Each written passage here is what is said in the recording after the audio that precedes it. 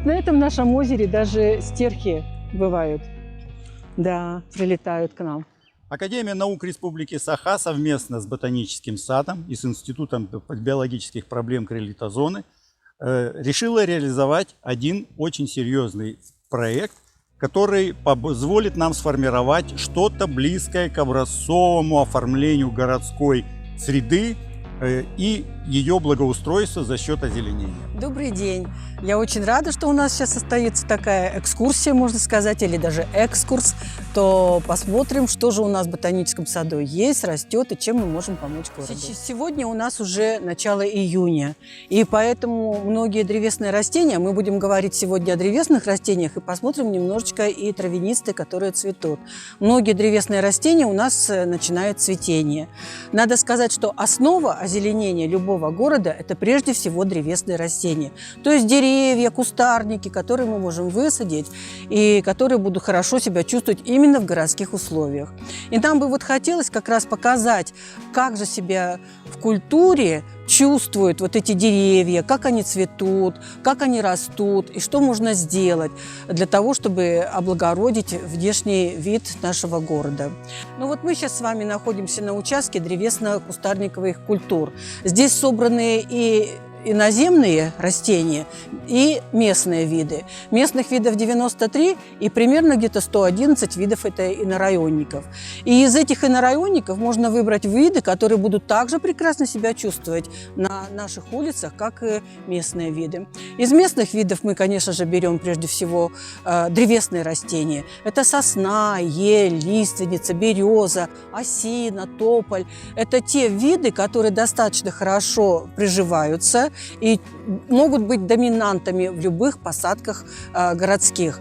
К ним можно кустарники наши, это жимолости, акация, затем шиповники очень хорошо себя показывают и чувствуют в озеленении. А вот дополнительно уже мы предлагаем инорайонные виды растений. Это такие же, как тот же самый тополь, но другого вида. Это тот же самый шиповник, но опять-таки другого вида.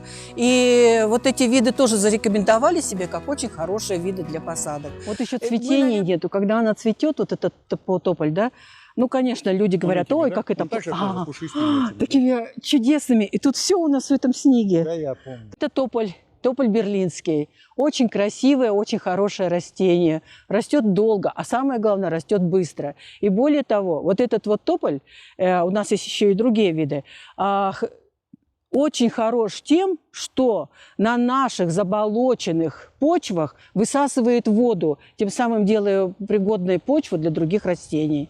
Это очень красивое растение. Многие, конечно, говорят, что вот, тополь дает много пуха во время цветения. Верно, дает. Но дело в том, что пол тополя можно регулировать. Допустим, сильнее поливая, меньше поливая, создавая определенные условия. То есть женское растение тополь, которое вот пылит очень сильно, да, и которое пух этот пускает, может превратиться мужским, и тогда уже безо всякого пуха у нас будет обходиться озеленение. Единственный недостаток его – это то, что когда растение становится очень зрелым, но это где-то 30-40 лет, я вот что-то сильно сомневаюсь, что мы доживем ли до этого возраста, у него начинает древесина внутри разрушаться, и он может падать. Ну, еще раз говорю, нам это, в общем-то, не так сильно не принципиально, но зато иметь такое красивое растение. Кстати, хочу сказать, что мало того, что он воду очень хорошо выкачивает из почвы, чрезмерно увлажненной, он еще и прекрасный фитонцид тополь. То есть вещества, которые он испускает, очень хорошо действуют на человека. Татьяна Сергеевна, а где у нас популяция тополя вот этого в диких условиях? Ну, в основном это, конечно, Южная Якутия, да, там великолепные тополя. Если вы там были, там такие обхватить невозможно эти тополя. Вот. И в основном Южная Якутия, конечно, но и у нас он прижился и хорошо себя чувствует в условиях Центральной Якутии. А вот это ланицера, это то есть жимолость съедобная. Вот это конкретно из Кобяйского района. Посмотрите, какой она высоты. То есть, если я встаю во весь рост, да еще вытянув руку, эта жимолость меня превышает по росту. Жимолость, ну, мы знаем, ее любим, многие говорят, ой, горькая ягода. На самом деле жимолость бывает и более сладкая, даже едулис, и более горькая. Вот едулис, жимолость съедобная, из горного района, четко показала, что она очень сладкая. И мы вот размножаем, у нас есть популяция жимолости здесь, используем в основном, конечно, как источник вот этих ценных плодов. Но, в принципе, жимолость может быть использована и в озеленении, потому что она прекрасно стрижется.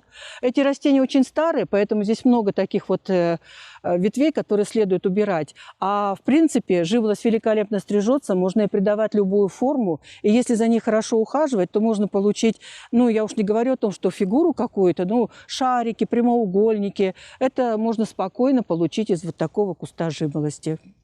Это вот боярышник буа, то есть это вид, у нас в Якутии есть боярышник кроваво-красный, боярышник даурский, а это инорайонный вид. Но, как видите, он тоже цветет, у него красивые цветки с таким розоватым немножечко отливом, да. Оно очень высокое, это дерево, и тоже может с успехом применяться в озеленении. Только были бы к нему приложены руки, был бы уход. И барбарис канадский, который находится в стадии бутонизации. Вот эта вот кисточка, это бутончики.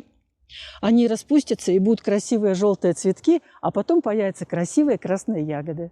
Смородина местная, это малоцветковая смородина. Посмотрите, ее можно отличить по вот таким белым, ну, желтовато-зеленоватым цветкам. Это признак нашей якутской смородины. У нее тонкие ветви, и ее тоже можно, кстати говоря, использовать в озеленении вполне. В каких-то определенных вот местах, где можно выращивать, допустим, смородину. Она неприхотлива, но как она цветет. А есть у нас еще смородина 300, это красная смородина. У нее цветки, такой бокальчик, а здесь такие вот лепесточки красные, а внутри желтые. Вот это вот рябинокизильник поздняковый. Это, конечно, молодой экземпляр, ему где-то всего 6 лет, вот. Но он тоже себя чувствует здесь неплохо. Видите, он в стадии тоже бутонизации, вот бутончики у него. Это наш известный эндем, тот, который в природе произошло скрещивание, гибридизация рябины сибирской и кизильника черноплодного. Это эндем, это значит, произрастает только у нас, в Якутии. И мы, конечно, делимся с другими ботаническими садами. Он есть в Санкт-Петербургском ботаническом саду, в Москве есть, в Новосибирске, естественно, но чувствует он там себя не очень хорошо. Вот ему нужны наши условия. Он очень хорош в озеленении. Казалось бы, эндем, казалось бы, у него какие-то должны быть прихотливые условия, да, требования. Ничего подобного. Прекрасно себя чувствует в озеленении. И существует 3 формы. Вот эта вот форма промежуточная.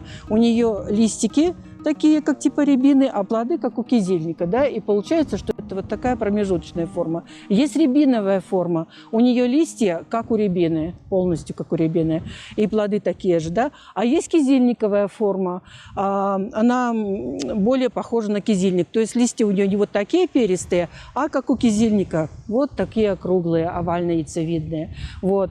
И на Алдане мы наблюдали во время экспедиции сразу все 3 вида, точнее 3 формы. Промежуточную форму, высоко-высоко на огромной такой скале стояла одинокая рябиновая форма, а по склону вот этого алданского Нагорья, или как это там сказать, да, прямо были кизильниковые формы на определенном высоте. Высоченные, тощие, но с плодами. Есть. Вот у нас под горой Чичурмуран на этом 3-метровом пространстве поставили СРГ. Нет, чтобы поставить, допустим, 700 метров дальше, да. Результат. Нынче там было столпище людей, а там произрастают дикорастущие вот эти редкие виды Якутии, допустим, гусинолук. Да? Вытоптал самое главное то, что мы работаем несколько лет. Ну как у нас такое шикарное растение, это лиственница сибирская. У нас произрастает лиственница даурского, ну, лиственница гмелина, а вот это вид инорайонный. Видите, прекрасно себя чувствует, он плодоношение, хорошие зеленые ветви. И значит, раз она так себя хорошо чувствует, значит, она прекрасно может пойти в озеленение. Не только лиственница даурская, да, а вот именно вот эта вот прекрасная лиственница. Очень красивая форма. Вон шишечки висят. Это шишки, в которых семена. Именно этим мы сейчас занимаемся.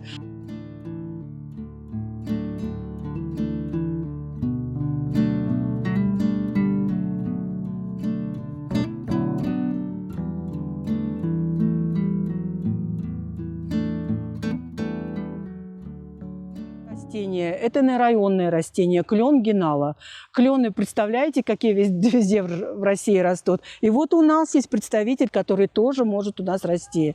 За ним просто требуется тоже, опять-таки, уход. Посмотрите, какая высота может достигать это растение. Вон еще остались крыльчатки, это плоды этого клена. Вон висят крыльчатки, да? Вот. И он сейчас тоже будет скоро удастся. Вот он выбросил уже новые веточки, значит, он будет еще далее обрастать. Вот это у него побеги первого года были. Вот. И вот это растение тоже может использоваться, ну, не в качестве основного, да, ассортимента, но как дополнительный, когда будет хороший уход, он очень хорошо может себя чувствовать. И аспирея средняя. Посмотрите, какое обильное цветение, причем это еще не очень старый куст. А если куст будет большой, огромный, то разрастается. Это такое сплошное облако белой пены. Вот почему это растение так мало, ну, практически не используется у нас в озеленении. А ведь это местный вид, высокоустойчивый, и к морозу, и к засухе, и такой красивый. Великолепный кустарник для озеленения.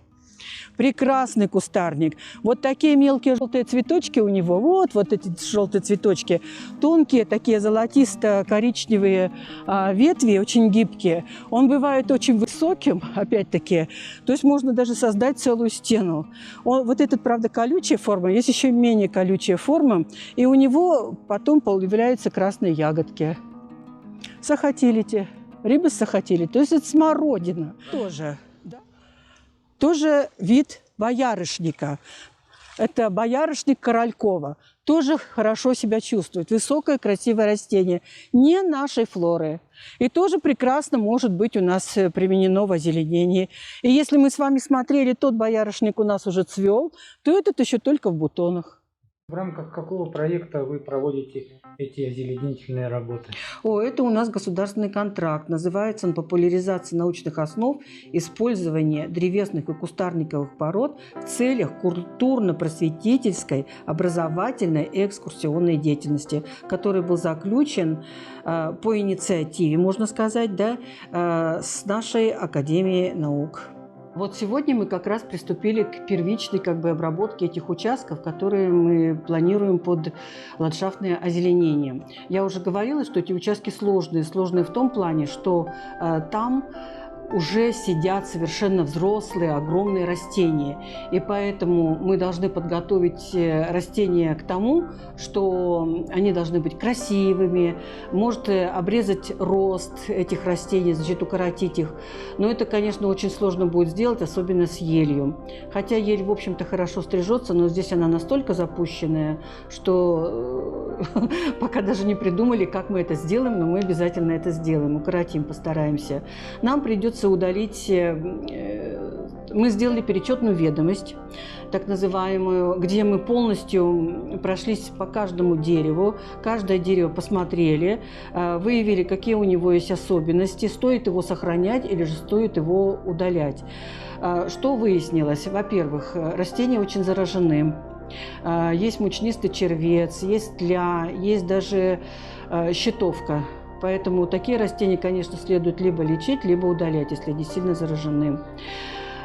Затем, поскольку они были посажены, ну, я бы сказала, хотелось, вероятно, когда сажали их, хотелось, чтобы было как можно больше, и как можно больше все цвело, и было бы красиво. И в результате создали очень загущенную посадку. Вот эта загущенная посадка привела к тому, что растения стали ослабленные, у них старые ветви стали просто-напросто вымерзать, стали высыхать. И вот это вот все безобразие, оно здесь, значит, есть. Как будто бы зеленый массив, как бы красиво, а с другой стороны безобразие. Поэтому сейчас мы как раз и занимаемся тем, что приводим эти участки в порядок. Первично мы убираем все старое, больное, ненужное, оставляем то, что еще какие-то возможности можно у этого растения потом получить со временем. И это уже в следующие разы мы будем продолжать дальше работу по ландшафтному именно дизайну этих участков.